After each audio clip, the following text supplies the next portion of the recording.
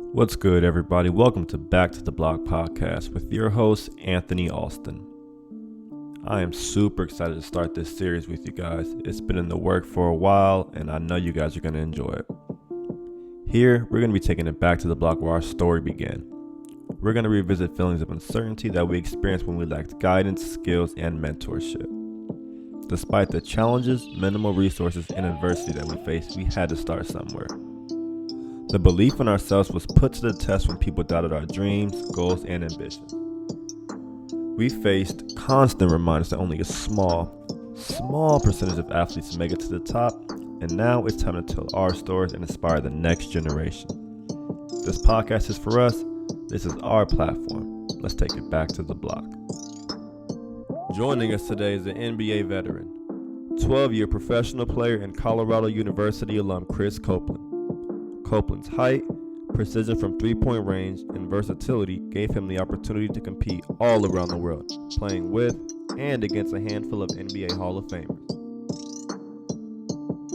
Join us as we discuss timeless memories and stories along with noteworthy gems and nuggets that any hooper chasing their dream can relate to.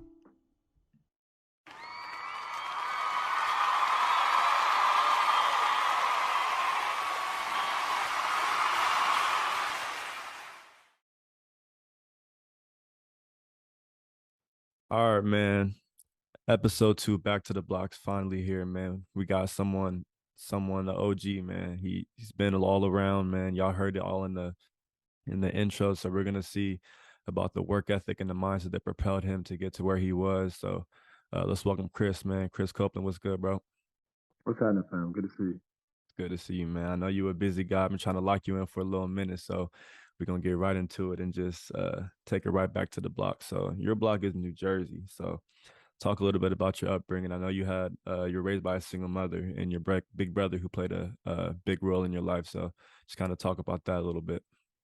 Yeah, that was my family. I mean, I come from a big family, aunts, uncles. It took a village to raise me for sure.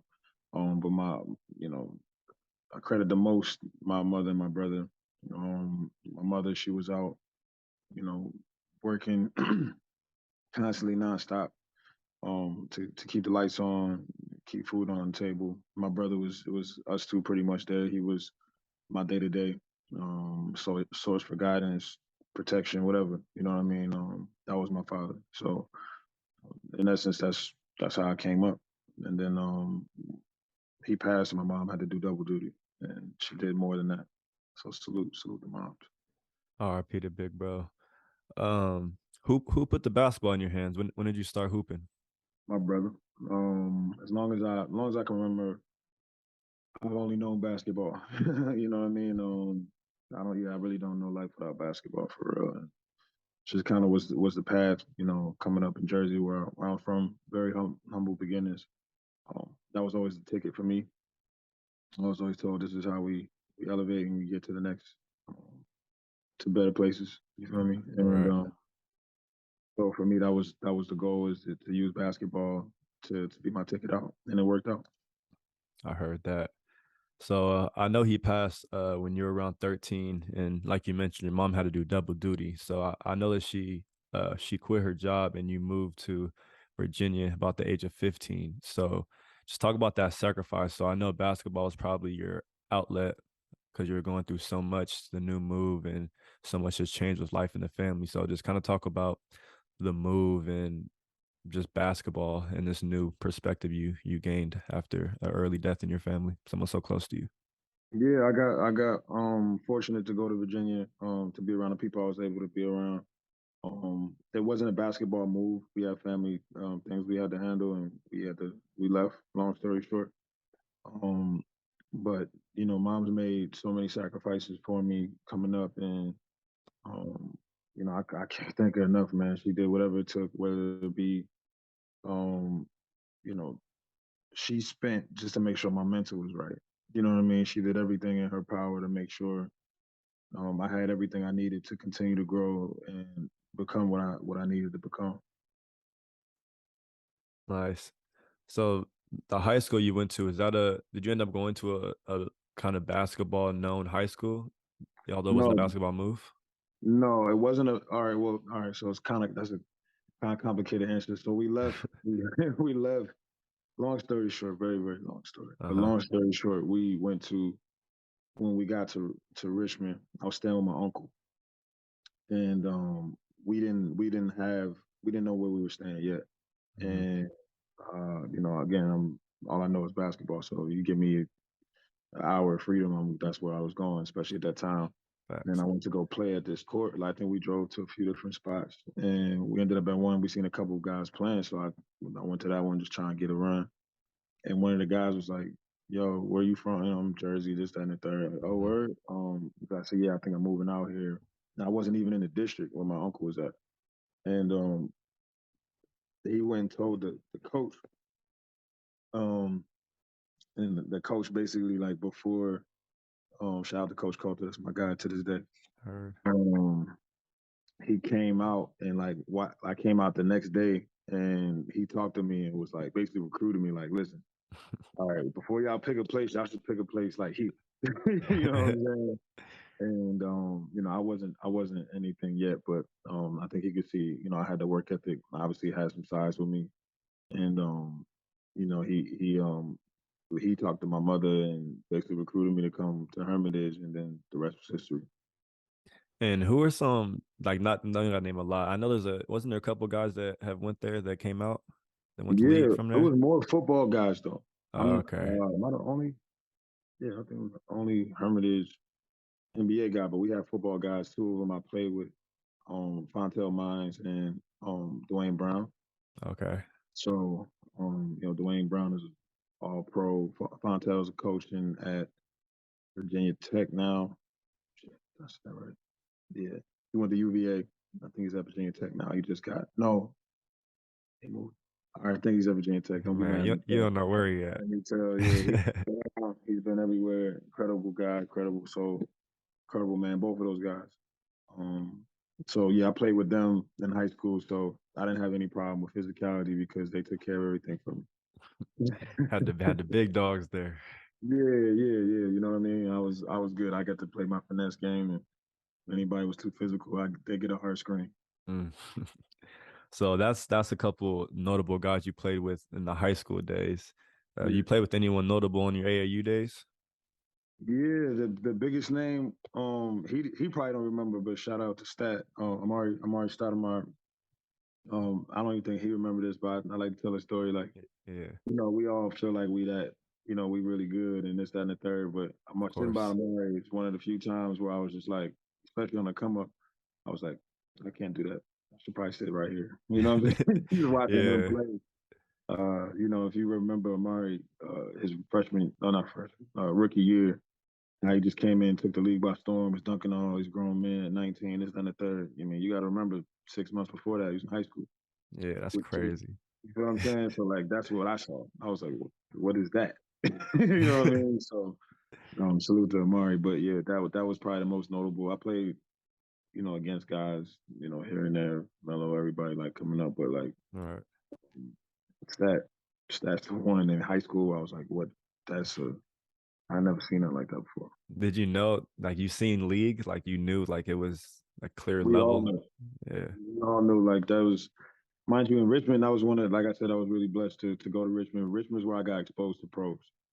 Mm, I met Corey Alexander, I met Ben Wallace, I don't want to, Johnny Newman, all these guys were current NBA guys. I hope I'm not forgetting nobody, but and then a lot of super talented like European guys and guys that played in Europe. all right. I got to meet pros at high school, and I got to play against them. And some days I wasn't even playing, like, but I got to be in the gym and watch these guys compete. That's big. Um, Huge. I don't think I know I wouldn't have had the opportunity in Jersey. This Mm, just culture wasn't there for that where I was at, and then in Virginia I really got exposed to one how it should be. As far as like guys, like I could talk to Corey. Corey gonna tell me what it was in high school. Like, no, you're not that, and this is what you need to work on. You know all what I right. mean? Be direct. um, and kick my butt because I need it. That's the only way I could get better. You know what I'm saying? So um, I was very blessed to get that experience and exposure with guys that play at the highest level out there. Yeah, nothing wrong with kids like playing down, but playing like up and just playing against older guys is how you really get better. Like a lot of guys like to be comfortable and team up, like do the super team like at a young age and just do all this Mhm. stuff when just playing young is in the real smoke is how you're going to get better. Like you don't need to be comfortable as a kid when you're it's like longevity, it's the long run. So You feel the best. It's about longevity, man. You want to feel good today because you got the upper hand, or you want to feel good when all the things are being even. Because at some point it all gets even. You know what I mean? The time, exactly. you're older than or bigger than kids, and that's who you're playing against. One day you're gonna see somebody your size. Most people are gonna be your size, and then what you gonna do, right? So it's always better to learn yourself against tougher competition so that you put yourself in extreme situations. Like you just like going to the weight room. You push yourself, to exhaustion sometimes, not always. I know there's a science behind it, but you push yourself in order to get stronger. You know what I'm saying? So if you're not Exactly. pushing yourself, you're not gonna get any better. And that's just the same in anything. Preach. So like you mentioned earlier, like you feel like you got it, but you seen Amari and you like, okay, he got that.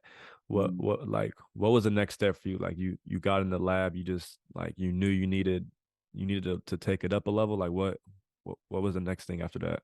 There was no quit for me, like we talked about earlier, my brother, you know what I mean? And it was kind of like we didn't have like a oath, like, like it's something we put on paper or something like I swore I would always, you know what I mean? But it was a promise we made to each other. It was a dream he had for me, to continue to pursue and make it to the league. You know what I'm saying? It was just something we said I was gonna do. And so I always took it as an oath, especially when he left, like whatever happens, I'm gonna leave it on the line. And if it doesn't work out, I did the best that I could, but I didn't quit. You know what I'm saying? And there were times I wanted to. I ain't gonna lie to you because this game is not for the weak, whether it be physically or mentally, especially. But um, I thank God I was put in the right places, right positions with the right people to continue to help me to push through a lot of my dark times. And that's what it was. That's what kept me going. Just my brother, that idea of my brother. Like I can't quit. Yeah, and basketball does not always reward people. Like you can put in a lot of work and you might not Right, always reap the benefits that you think you deserve, which is right, just the reality of it. So for right. you And to I'll piggyback that. I mean, and I would tell this to. Um, I always look at it like this, and you true words have ever been said. Mhm. What you just said, and that's the crazy part about this game. And for me, it can't be about the league. And I think even for me, it was, but when I look back, it really was about, like I just said, like leaving it on the line. Because here's how it goes: like if you don't, you have no chance. And the biggest thing is always for me, what are my priorities, right? And I always tell that to what's my priorities and what's the alternative, right? We can talk about that later, the alternative part. Mhm. I always say what's my priority, and for me is when we have a goal, whether it be lose weight, whether it be whatever this, that, and the third. It To me, it always hurts worse when I say, "Damn, if only I this, that, and the third," than to fail at said goal.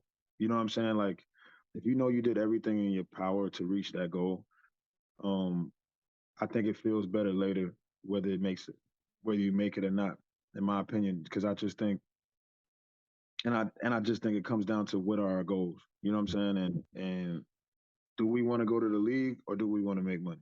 Right? For Right. example, some people really think it's like this league has become this target for people that come from where we come from is like a thing. Like um it's a life accomplishment, and it is, but we some of us we really just need to get the fuck out of there. Excuse my language. Yeah, You you're know what I'm good. saying? Like this Yeah. is trying to figure out how to elevate ourselves and our families. So um, I always tell the young guys, listen, if you can make it, you can make it, push yourself and try to do the best you can, but don't think that, smell the roses along the way, because just because you may or may not, you may fall short. The basketball has so many different spin-offs and avenues for you to be successful. And those could be just as important or even more so than putting, Jerry West on your jersey. You know what I'm saying? Like I don't think it's that important as an older guy looking back. I think it's awesome for those that get the opportunity, but it's awesome for the connections you make playing basketball. It's awesome for the other opportunities that come from being in shape. Even like there's lots of good. You could pull off a million reasons why you should push yourself and don't hang your hat on just this NBA thing. Exactly. That was well said. And just like you said, like we just talked about that whole time, you kept pushing and you earned yourself a scholarship to Colorado University, which was the Big 12 at the time. Did what was recruitment like at the time? Like, did you have any other looks? What made Colorado stick out to Um, Shout out to moms again. Mom's kind of one. Uh, I think mom's that's what mom's she wanted me to be. More so than anything, being fully truthful. you? Yeah. It was also for me. It was between them and Virginia Tech. And when I took the visit, the Big 12 at the time was, Colorado was Big 12 at the time, and that's we playing against. I don't know if you remember these names, but Wayne Simeon, Kirk Heinrich, T.J. Ford, um, who else? Tony Allen, Graham Brothers. I could go down to John Lucas. Like it was like lit. The word for it. Wait, The time out real quick, time out. There's no way you say you don't know if I remember these names. Like I'm just gonna pretend like I didn't even hear that. all right, good. But these are, what I'm saying? Like some of Yeah, these guys, some guys remember like Wayne and all these, but it's TJ and but these are special guys, man. Salute to all of for those sure, guys. for sure. Especially around, at college time, like this was it. You know what I mean? So it's like again, you want to play against guys you compete against or push yourself, right? So I always want to put myself in the highest light. It was really between them and Virginia Tech. I thought ACC would be um a similar challenge, right? But Big 12 just kind of worked out. I had other teams I was talking to too, but like those really became like, all right, I'm going to one of these, and I got to challenge myself every summer because I know when it comes wintertime, I'm gonna have to see an NBA prospect pretty much every night, and this is how you make a name. You got to go against the best. So, Exactly. And just like those names you named, like that wasn't the NCAA, like that was just one league. So all those guys yeah, spread that out was a across. 12. Yeah. And I'm forgetting. Respectfully Right, to those right. guys, I'm forgetting guys for sure. So that Big 12 back then was unbelievable, bro. Like it just was, and it was so like you gotta think when I left, like the Big 12 they were able to recruit like Kevin Durant and Michael Beasley and Blake Mhm. Griffin. Like these guys have set records in college. Like they got the best of the best recruits because Right. that's how crazy the league was. You know what I mean? Like the Yeah. best guys knew this is where we're going, the Big 12. You know what I'm saying? So um I was again very fortunate to even say I was able to play against some of these names that I named and shit. The rest was history. Yeah, the rest was history. You played against some great guys like we named, and you more than held your own. Your junior year, you got Big 12 all improved team. So Mm-hmm. you, like I said, you go against people, you get better. So every year you're just getting better, and you just were notable. You stood out amongst a great group of guys, which is one in itself. So salute on that. And Appreciate you that. figured it out, man. That's what's up. Appreciate that, bro. So since you figured it out, you obviously earned some looks to the NBA. So we had some looks, but unfortunately, draft night didn't go the way we thought it did. Uh, talk about that whole experience because I know, like I mentioned, you didn't get drafted, but you still were able to have some workouts. So let's talk about that experience with the Nuggets briefly and just Mm. go into that a little bit. Long story short, George Carl was the head coach at the time. Whole staff, really great people. I don't know if they want me to throw their names out there. I probably shouldn't even say, but whatever. But the staff really took me. To this day, like I still talk to some of the assistant coaches. Shout out to those guys. They know who they are. Um, and they brought me in. I will say one name as far as the Nuggets concerned. I gotta salute them. I don't think we're not. I don't know if half the shit was legal, so I don't know if I want to say too much. But they brought me in. Jamal Mosley, head coach of the Orlando Magic now. Hey, Um, Jamal went to my high school. He's a legend there. he's a Rancho legend, Buena man. Vista High School. He's a legend, and I just gotta, salute him because, as far as me, playing against the guys in Virginia, I talk about pros and this, that, and the third. I got Jamal got me to in the gym with the Nuggets to play against current, the Melos, the JRs, everybody was there at the Mm-hmm. time. Lennox Glazer, y'all don't know if you remember that name, another Big 12 guy, Yeah. had like 40 or 50 in one game in the league. Like he was legit. Mm-hmm. At that time, salute to Lennox too. He was a killer.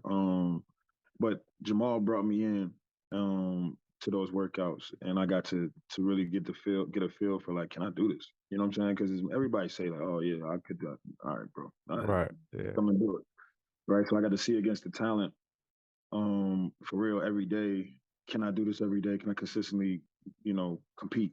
And because I never knew. Like I always, you always believe in yourself, but you don't know till you do it. Right. In my opinion. So he gave me the opportunity and I got to really believe in myself. I got hurt. I ended up breaking my foot trying to dunk on JR again. These are stories I'm sure these niggas don't remember, but but I definitely did. That's exactly what happened. Broke my foot. When I had a bunch more lined up. Um, I didn't get drafted. But I had that seed planted thanks to Jamal that I knew, all right, I'm good enough to compete. Will it happen? Is it in the cards? You know how many people ever lived to play in the league? Like it's just it's very hard to make it there. All right. But Jamal planted that seed by bringing me into the gym that I could actually, I had enough ability to do it. Now the rest was going to be strategy. What situations am I being put in to get those looks? Exactly. So, like you said, you broke your foot trying to put J.R. Smith in the rim. I did. It's a fact. So That's a fact. things went in. That's crazy. That's a crazy story. I wish there was a hidden camera or something. I'm gonna find JR. I'm gonna be like, do you remember that? I wonder if you remember. Because I mean, I probably just disappeared after that. Like, because Right. went to the hospital and then I ain't see JR again to the Knicks. For real, for real. Is that true? No, that's not true. Because he was still playing the summers. I would come back in the summers. He was still there around. He seen me for sure. But I wonder if he remembers that it Right. was me. You know what I mean? Type deal. So I Yeah. don't know. I'm Yeah. gonna bump into him and ask him one day. Yeah. Let me know some. Yeah. So Jamal brought you in, and you knew you kind of had what it take, and you could play at this level, although you were undrafted. You Mm-hmm. broke your foot. Did your confidence waver during that time of just being down and just being, Sure. because when your For foot's broke, sure. you can't even. It's not like you have a broke Can't, hand. You can still shoot right hand. Like you can't really do much. Like can't do anything. Yeah, anything in basketball. My teammate Richard Roby, what up, bro? He uh we were staying in the same uh we had like a house rented or whatever. He would just his room was like next to mine.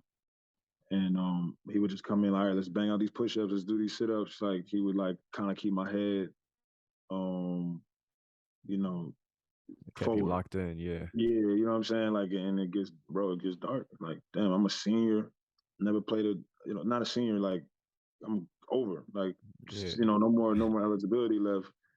Now I broke my foot. I have no pro experience. Nobody wanted to give me a chance. You know what I mean?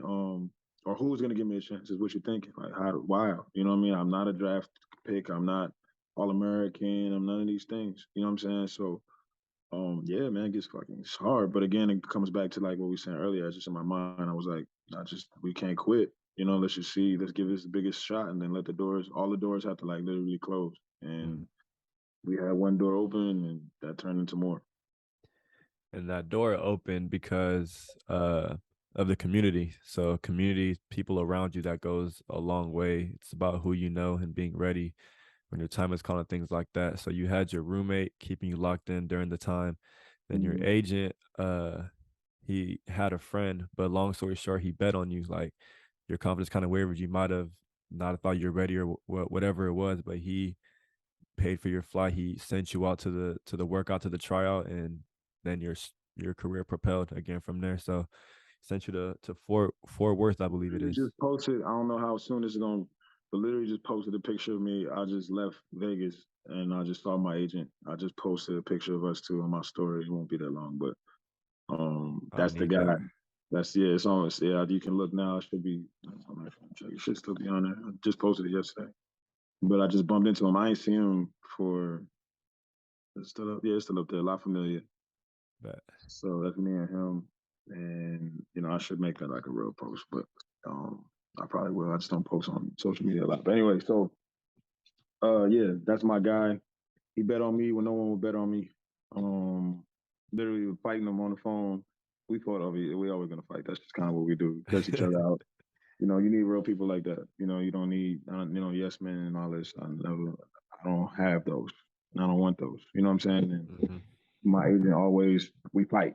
And I tell him what I think he's not doing right, and he gonna sure tell me what he think. You know what I'm saying? So that was our relationship. And at the time, again, my foot is up. I'm like, I can't move, and he stayed with me. And then when I finally got healthy, I was doing pre-draft workouts, not pre-draft workouts. I'm sorry, doing workouts with the Colorado 14ers. You probably know Pooh Yeah. Jeter. Yeah. Paul Jeter. Um, how do I say? I just call him Pooh. I don't say your last name. It's Jeter. Um, Jeter. Okay, cool. But Pooh was my guy. And so that's a shout out, LA folks, where we at now. So Yeah. Pooh was with me there, and he got to see, I had to come from the limp all the way to, getting my legs under me to, the next things.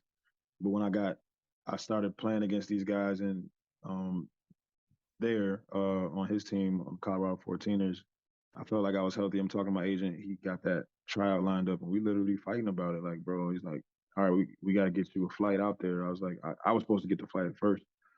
One, I don't remember if it was like really a thing, like I could have figured out the money, but it was like Uh, no, like I really ain't have it like that to do it. all And right. then two, I'm like, yo, if they're not flying me out there, like they're not. This is a waste of time. I'm really in my head. I'm really just saying it's a waste of money, bro, because I Yeah. can't go out there and fucking spend on a flight, and they're not really even gonna give me a legit shot. They're not flying me. They're not taking me serious, bro. Like, no, you just. And I didn't really understand that was it.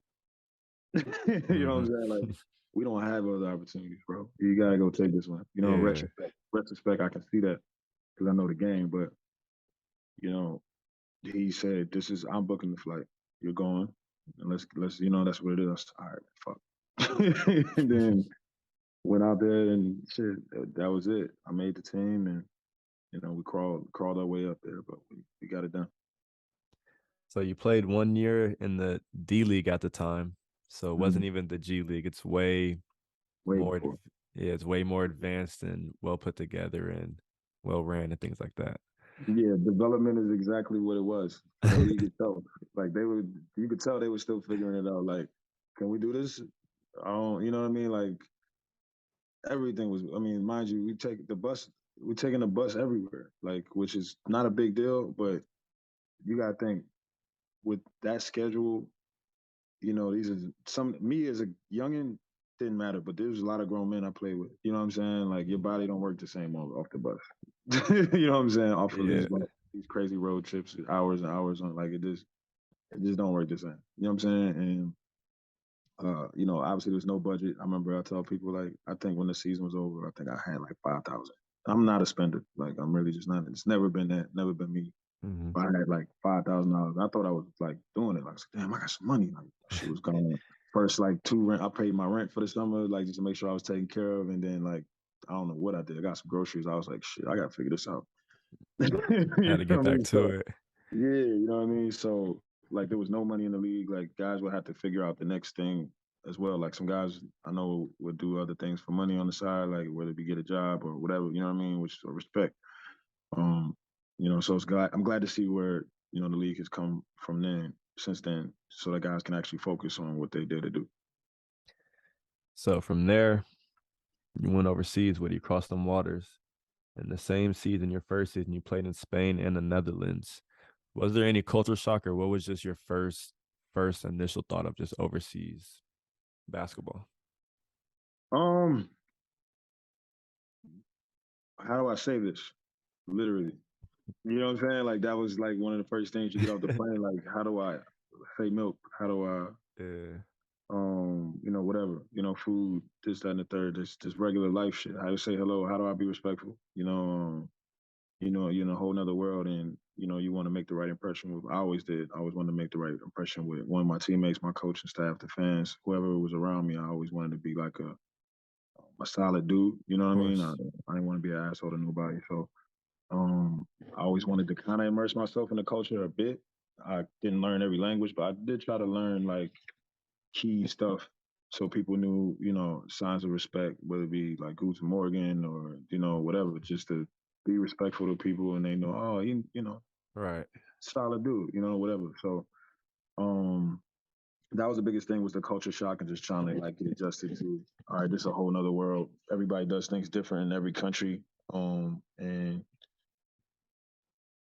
you just got to adjust to that first, and then the game itself is an adjustment because the game is different.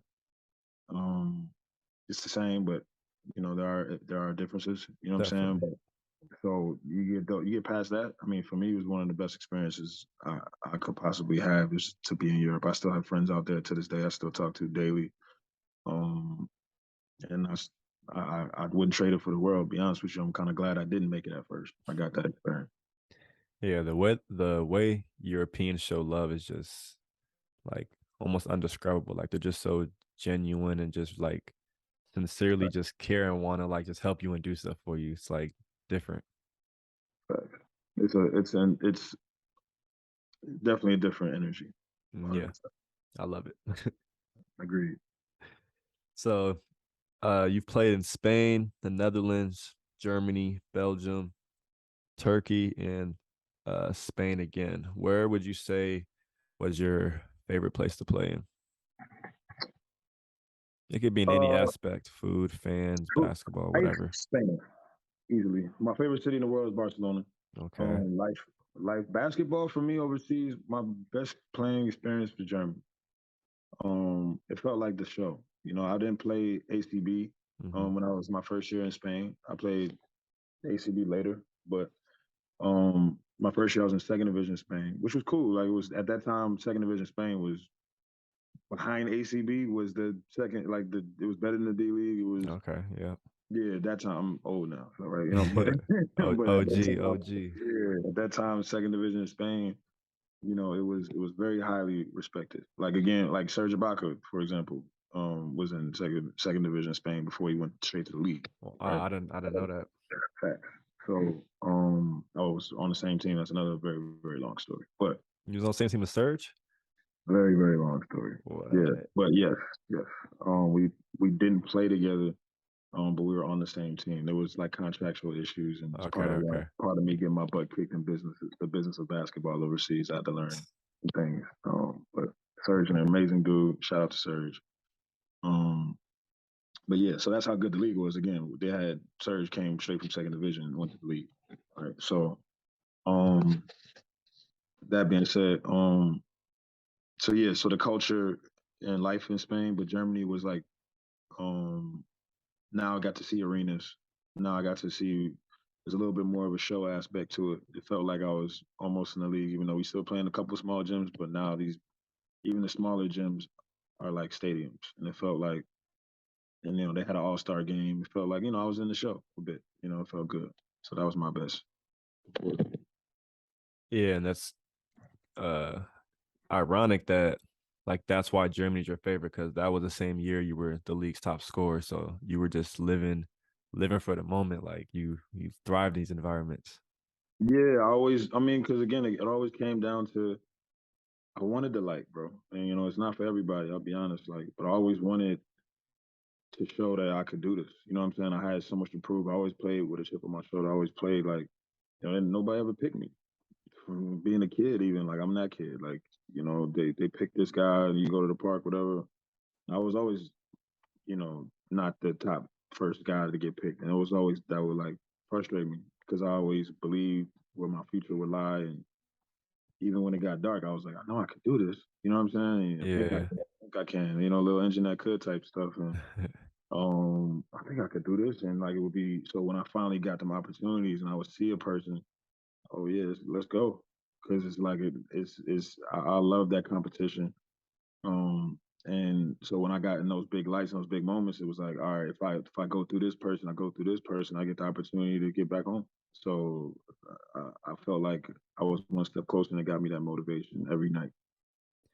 That's what's up. Yeah, like you said, one step closer to the league. I know your whole mission on your overseas journey was just to get back to the league. That was your sole only goal. Mm-hmm. So after Germany, you did your thing there. You went to Belgium, and there you did your thing again. You were a Belgian Cup winner. You were the league MVP. Mm-hmm. You were star of the coaches and Dutch League All Star later on in your career or earlier on in your career.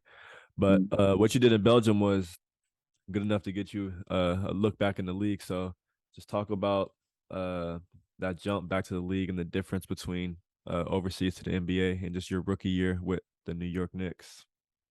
I went from I don't know. I could probably look up the stadium. Probably 2,000 people in Belgium. At our home stadium. Mm-hmm. Then my home stadium was Madison Square Garden. About 6 months. So things changed very quickly for me. It was you talking about the joke, like it was huge. It was like whoa, you know what I mean? And I was really blessed to have the vets that I had and the teammates that I had.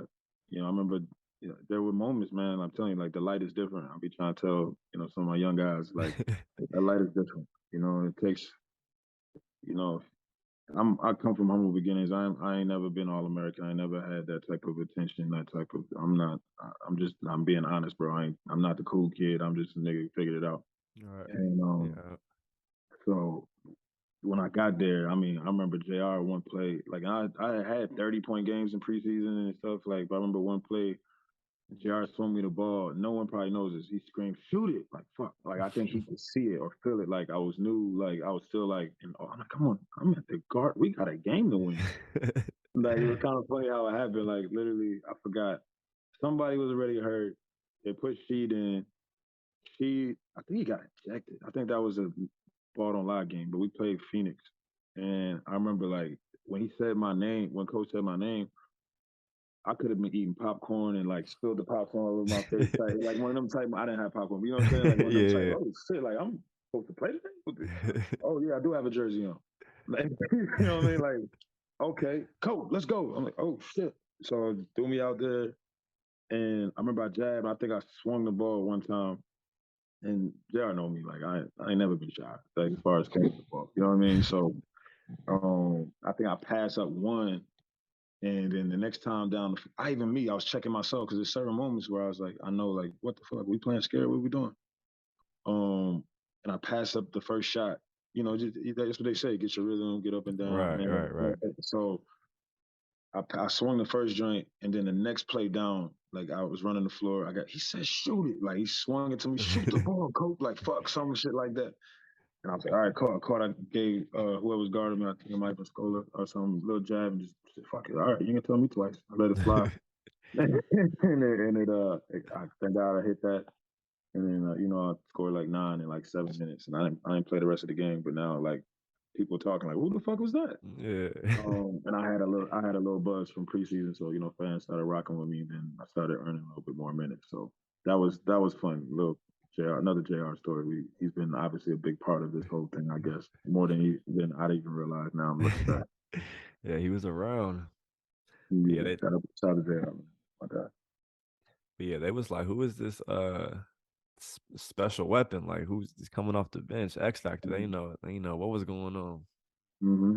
That's what they were saying for real. And I was just happy to be there. Like I said, my teammates, Kurt Thomas, these guys helped me get used to like even the booze, like the fan is different in New York. It's a very very special place, and it ain't for everybody.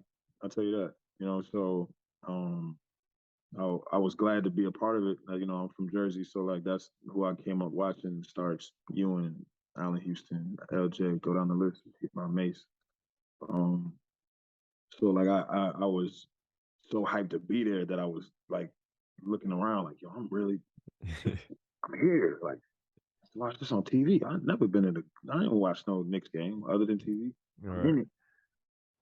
I didn't go to the garden. You know what I'm saying? Like I'm in it. So, shit, man. Like I was very blessed to have the guys to help usher my brain into that. You know what I'm saying? Because you need that too. Some of us, I did. Mm-hmm. I think everyone needs it more than they think they do. I think everyone can use that. Yeah. But Yeah. just like Some guys pretend. There's a lot of bravado, and I've been in the locker rooms with the guy. I got to see exactly all of these guys. I had to see exactly how human they all are. You know what I'm saying? And I got Mhm. to see, guys you would never think get frustrated over shit that you would think they would never be frustrated. Everybody's human. You know what I'm saying? Right. I don't want to throw nobody out there, but I just say for me, I know I especially needed it, and I'm very blessed to have the right people on my team to help me adjust to what it was. Yeah, that's the common denominator. We keep talking about the team around Mm-hmm. you. So that's very So, important. so But yeah, New York is a tough place to play, and it's not for everybody, like you said. But your rookie year, you did your thing there. You had a Eastern Conference Player of the Month award winning, and you tied Harrison. rookie of the month. I wish. I'll be honest. I got rookie Uh, of the month. okay, so you still I'll got take your that though. flowers. I'll take that. It wasn't player of the month. Melo got player of the month that same time too. So it was cool. That's love though. Mm-hmm. I seen you tied Harrison Barnes in Rookie of the Year voting and tied in six. So Okay. you did your thing there. You showed up. You had a big 33-point game, home game. I know that environment was rocking. Had to be a crazy environment there.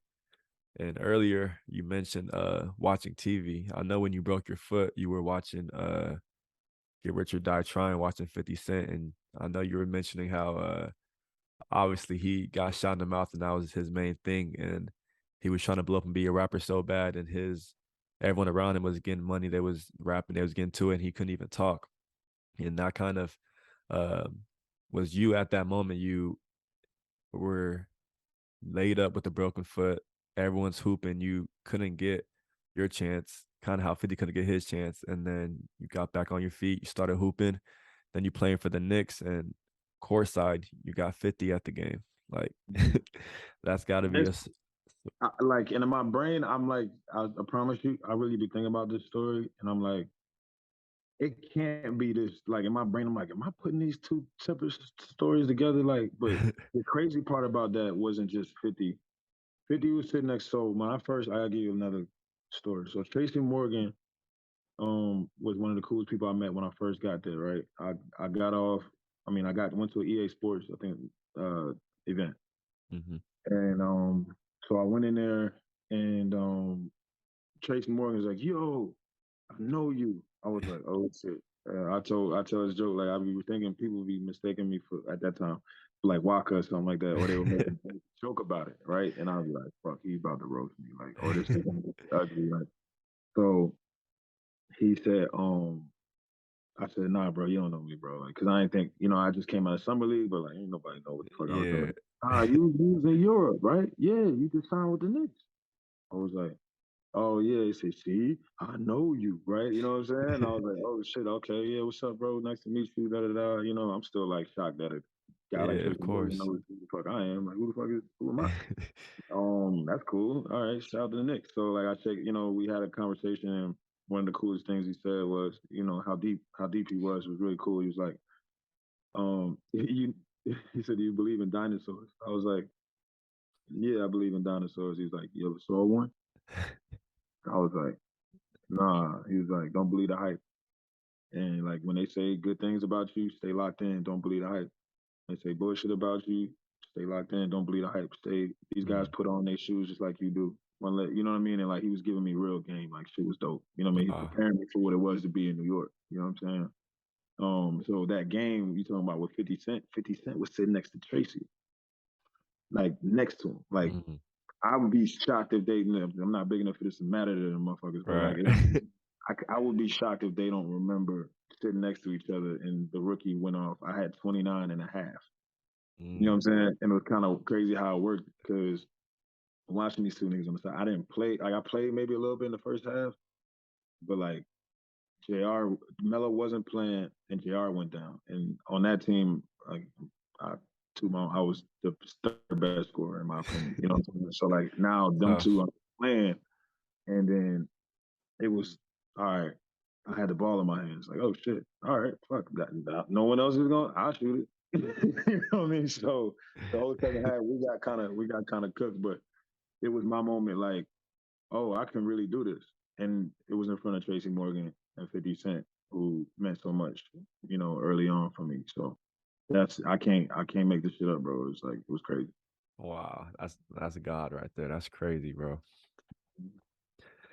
So from the Knicks, uh, by the way, I want to thank you for taking the time out to do this. All good, bro.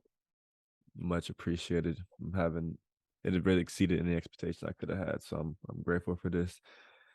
All right, I ain't gonna BS, man. And again, I come from humble beginnings, and if anything I can do to help anybody trying to do something, like shit, we all need help sometimes, bro. And I had help. I had people who helped me, so I hope I'm of assistance for you. You know what I mean? Of course, that's I appreciate it. And yeah, ever since we met, you like I said, you always been a humble dude, and you've always been trying to help any way you could. So like I appreciate that too. Like we only met a couple of times, and like it was just a good like connection, good energy, like right away. So I salute you for that as well. You're a cool dude for sure. All love. Uh, so we almost done. We're gonna just brief up just the experience with the Pacers and the Bucks. So just talk about the Pacers a little bit, and then with the Bucks, just talk about that experience. Then I want to talk about a young Greek freak who you seen Yeah, at that time. So just talk about those two yeah, things for me. yeah. In Indy, now I'm like I'm not a vet, but I'm comfortable being in the league. Our goals are different. We're just looking for a championship. At least that first year. Um, Who's on this team? If you could mention some guys so we can know. uh, yeah, the whole starting lineup was crazy. All right, so Paul George, George Hill, Lance Stevenson, David West, Roy Hibbert, Luis Scola came off the bench. Like we were Okay, yeah, loaded. that's that Danny Granger was squad. on that. Danny Granger was on that team. Like stupid squad. You know, Squad. we were loaded. Yeah, super loaded. I'm probably forgetting guys. Who else? C.J. Watson. Another name was killer. I'm bad because I mean, and I love all my teammates. Sloan. You know, I could go down the list because I feel bad. I said so many names. I'm not gonna say everybody. Solomon Hill, one of my favorite people in the world. You know, whatever. We had a crazy ass squad, Mhm. and excuse my language. But yeah, I'm Mahimi too. Whatever. So, anyways, we had a crazy squad. Rasul Butler, salute, rest his soul too. RP. Um, yeah, I gotta say that name. So anyway, we had a crazy squad, and you know, it's just being a part of that. You know, was awesome, man. Just trying to figure out the best way to help a team get to a title. You know, it's crazy just trying to make a name. Now it's like, no, we trying to win this thing. Like that was the team goal. We got far. We got to see Miami in the Eastern Conference Finals. We did our thing. You know what I'm saying? It was a great season. We dominated for the most part. We were the only team on the East Coast that I think anybody gave a chance to really Yeah. dethrone LeBron and them. But you know, it was LeBron and D Wade and Bosh and others. Like I was tall task. You know what I mean? But we gave him a good fight for sure. What was it like matching up against Braun? Crazy. An honor, being honest. I salute that man for who he is, the man on the court and off the court. You know, he doesn't. You know, I'm sure he gets enough praise, but he doesn't get enough praise because he gets so much negativity from people that don't know anything about basketball, in my opinion. So I salute that man. But then you want to beat him, and it's very Yeah. hard to do so because he's people. I have people that I think are more talented scoring the ball that I've been able to match up against, but he's the best. You know, it's just like he does everything. He can score at a high clip, but you can see in his eyes when he's bringing the ball to the floor, like he's reading. He's a computer, bro.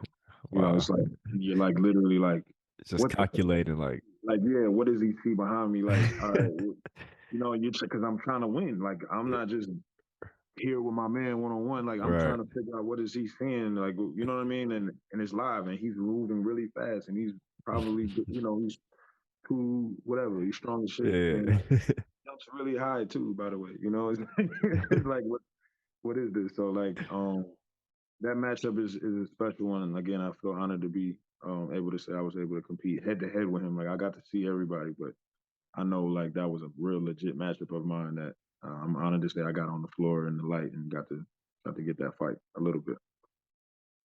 Yeah, a lot of people, a lot of people cannot say they did that. So, Yeah.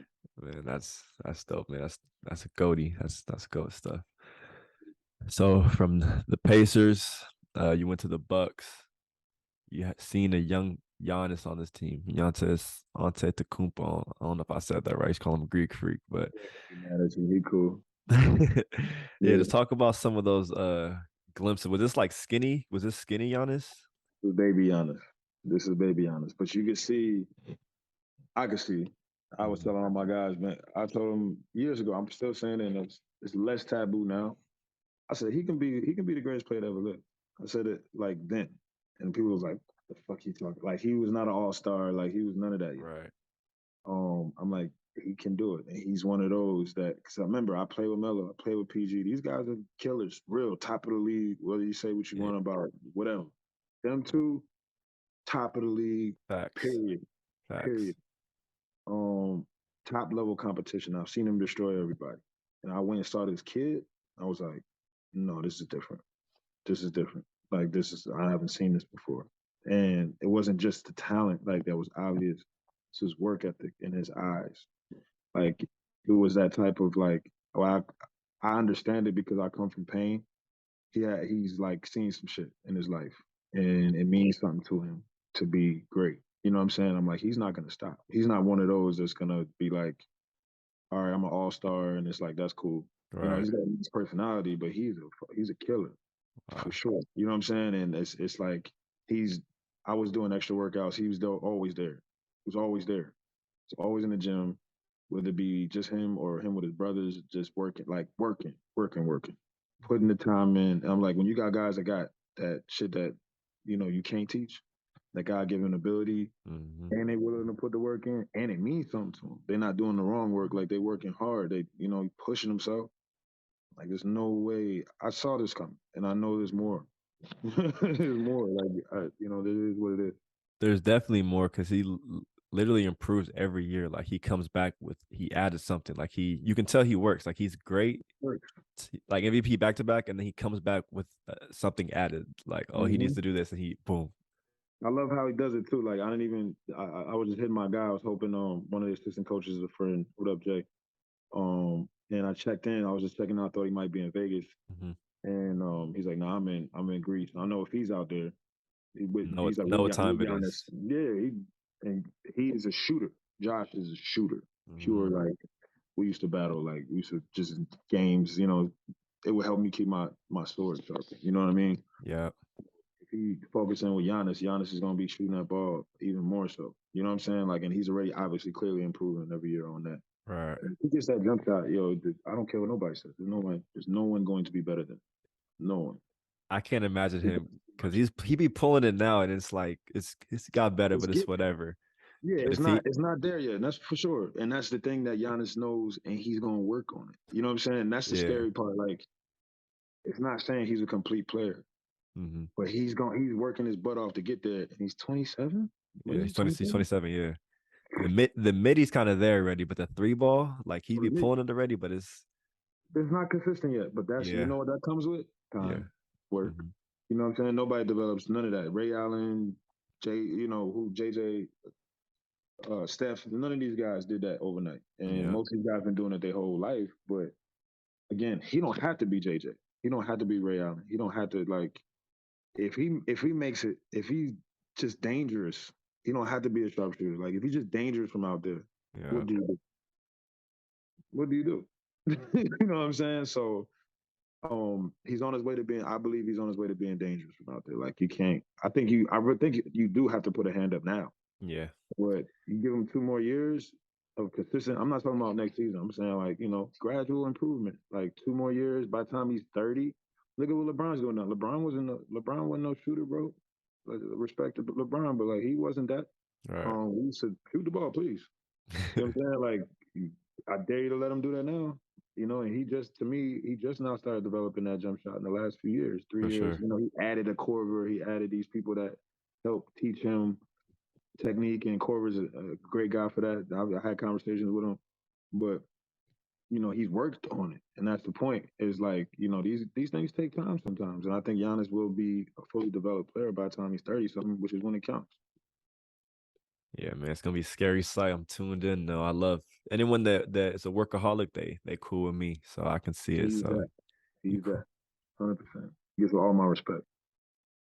That's dope, man. Appreciate that story. So That's all we got. I just want to have you just give some advice to the young hoopers, or just any words for the young hoopers coming up to keep going, or just anything you can give them, some little nuggets, and then we're gonna wrap it up. I say, one, no, it's always possible. I'm a testament to that. Like I have had no backing, and I've crawled in there and figured it out. So one, it's always possible, but two, like I said earlier, recognize what's the priority. You know what I'm saying, and why you doing this. So, um, I think that'll one keep you motivated, and it'll make sure your goals are aligned. If that makes sense. So keep your priorities in order, and give yourself the best shot. Dope, man. Love that. Appreciate those words. Just shout yourself out on social media so that people can keep up with you and your new endeavors in life and those kind of things. Absolutely. Optimist Coat on Twitter and Instagram. I don't really have a lot of stuff. I'll But about to say, that's yeah, all. not now he don't post a lot, but y'all still tap Yeah, in for sure though. already. Salute to all y'all. And good luck to everybody, especially you on your journey. Appreciate that, man. That's a wrap for episode 2 of Back to the Block podcast. Make sure you guys subscribe, leave a 5-star. You can find us on Apple Podcasts, Amazon Music, Spotify, and Google Podcasts. Thanks again, Cope. Take care, my man. Love. Salute. Love. Appreciate you.